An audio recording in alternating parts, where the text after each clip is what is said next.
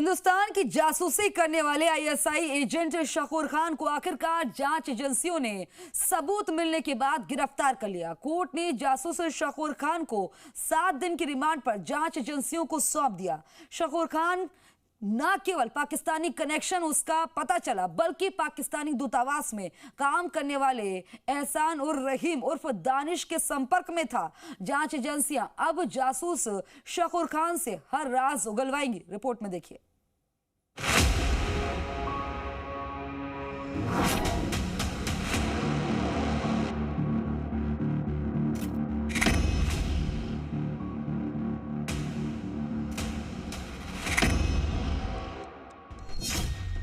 हिंदुस्तान की जासूसी, देश के गद्दार, पाकिस्तानी अधिकारी के संपर्क में भी था शकूर। गिरफ्तारी के बाद कोर्ट में पेशी, 7 दिन की रिमांड, अब उगलेगा हर राज। जैसलमेर से हिरासत में लिए गए पाकिस्तानी जासूस शकूर खान की लंबी पूछताछ के बाद आखिरकार सुरक्षा एजेंसियों ने गिरफ्तार कर लिया है। पाकिस्तानी जासूस शकूर खान को सीजीएम कोर्ट प्रथम में पेश किया गया। जांच एजेंसियों ने 30 दिन की रिमांड मांगी थी, लेकिन कोर्ट ने शकूर खान को 7 दिन की रिमांड पर भेज दिया। जांच एजेंसी को शकूर खान से लंबी पूछताछ के बाद कई अहम सुराग मिले हैं। जांच एजेंसियों को पूछताछ में हैरान कर देने वाले खुलासे हुए हैं। जासूस शकूर खान पाकिस्तान के आईएसआई के लिए काम करता था। पाकिस्तानी दूतावास में काम करने वाले एहसान उर रहीम उर्फ दानिश और सोहेल कमर से भी लगातार संपर्क में था शकूर। जासूस शकूर खान ने कई बार पाकिस्तान दूतावास जाकर भी दोनों से मुलाकात की थी। पाकिस्तान दौरे के दौरान आईएसआई एजेंटों से भी शकूर खान ने मुलाकात की थी। पूछताछ में खुफिया एजेंसियों को उसके मोबाइल में पाकिस्तान के कई अनजान नंबर मिले हैं। इनके बारे में वह कोई संतोषजनक जवाब नहीं दे पाया है। आरोप है कि शकूर खान लंबे समय से पाकिस्तान की खुफिया एजेंसियों के संपर्क में था। वह व्हाट्सएप के जरिए भारतीय सामरिक ठिकानों की तस्वीरें और वीडियो पाकिस्तान को भेज रहा था। उसके मोबाइल से कई पाकिस्तानी नंबरों के साथ चैट मिली है। उनमें संवेदनशील सूचनाएं साझा करने के सबूत मिले हैं। भारतीय सुरक्षा एजेंसियों ने जब शकूर खान का बैकग्राउंड खंगाला तो न केवल आईएसआई से लिंक के सबूत मिले, बल्कि उसके फोन से कई पाक नंबरों से चैट और तस्वीरें भी मिली हैं। जैसलमेर से डिटेन किए गए शकूर खान को आज राजस्थान इंटेलिजेंस ने पाकिस्तानी खुफिया एजेंसी के लिए जासूसी करने के आरोप में गिरफ्तार कर लिया। आरोपी के खिलाफ शासकीय गुप्त बात अधिनियम 1923 के तहत एफआईआर दर्ज की गई। वहीं आरोपी को गिरफ्तार करने के बाद उसको सीजीएम कोर्ट फर्स्ट में पेश किया गया, जहां पर 10 दिन की रिमांड मांगी गई। वहीं कोर्ट ने आरोपी को 7 दिन की रिमांड पर पुलिस को सौंपा है। अब आरोपी 10 जून तक राजस्थान इंटेलिजेंस की कस्टडी में है, जिससे लगातार पूछताछ की जाएगी। राजस्थान इंटेलिजेंस के अलावा सेंटर की भी कई एजेंसियों से पूछताछ की करेगी। और आरोपी से जो 3 मोबाइल फ़ोन बरामद हुए हैं, उसमें कई ऐसी चैट्स हैं जो कि उसने डिलीट कर दी, जो कि उसने पाकिस्तानी खुफिया एजेंसी के हैंडलर्स के साथ की थी।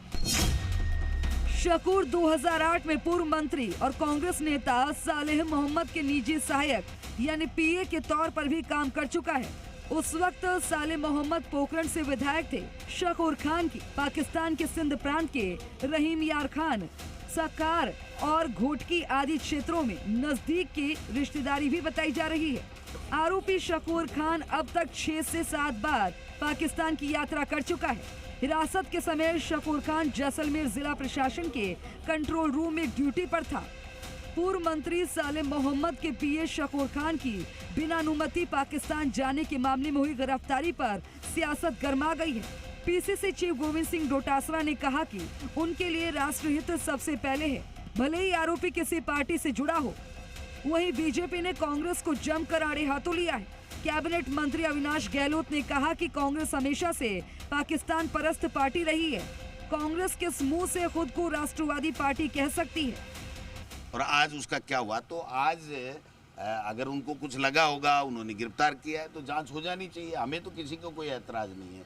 किसी कर्मचारी की कर रहे हैं, किसी नेता की कर रहे हैं, किसी अधिकारी की कर रहे हैं, जो मर्जी है जिसकी जांच करें, लेकिन इस तरीके का बाउंडर नहीं बनाए। लेकिन जब किसी कांग्रेस के वरिष्ठ नेता, वरिष्ठ मंत्री का पीए ही सहायक ही जब इस प्रकार की देश विरोधी गतियों में शामिल होता है, तो मुझे लगता है राहुल गांधी जी, सोनिया गांधी जी, प्रियंका गांधी जी और मल्लिकार्जुन खड़गे साहब से लेकर के गोविंद सिंह डोटासरा जी अशोक गहलोत जी, टीकाराम जूली से मैं सवाल पूछना चाहता हूं, इस पर आपका कमेंट क्यों नहीं आया अभी तक? इसका मतलब यह है कि आप भी उन लोगों के साथ मिले हुए हैं जो देश विरोधी गतिविधियां करते हैं।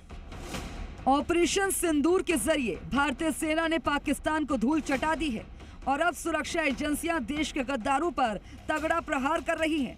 खुफिया एजेंसियों ने जैसलमेर से पाकिस्तान के लिए जासूसी करने के शक में शकूर खान को पकड़ा, जो पूर्व मंत्री सालेम मोहम्मद का निजी सचिव रह चुका है। उसके बाद जासूसी के आरोप में दिल्ली पुलिस ने कासिम नाम के एक शख्स को मेवात से गिरफ्तार किया, जो डिग जिले के पहाड़ी इलाके के गंगौरा गांव का रहने वाला है। कासिम के भाई हसीन को भी दिल्ली पुलिस ने गिरफ्तार कर लिया। खुलासा हुआ है कि कासिम 2 बार पाकिस्तान जा चुका है और वहां पर आईएसआई से आतंकी ट्रेनिंग भी ले चुका है। वहीं हसीन भी पाकिस्तान से ट्रेनिंग ले चुका है और देश के खुफिया जानकारी पाकिस्तान को भेजता था।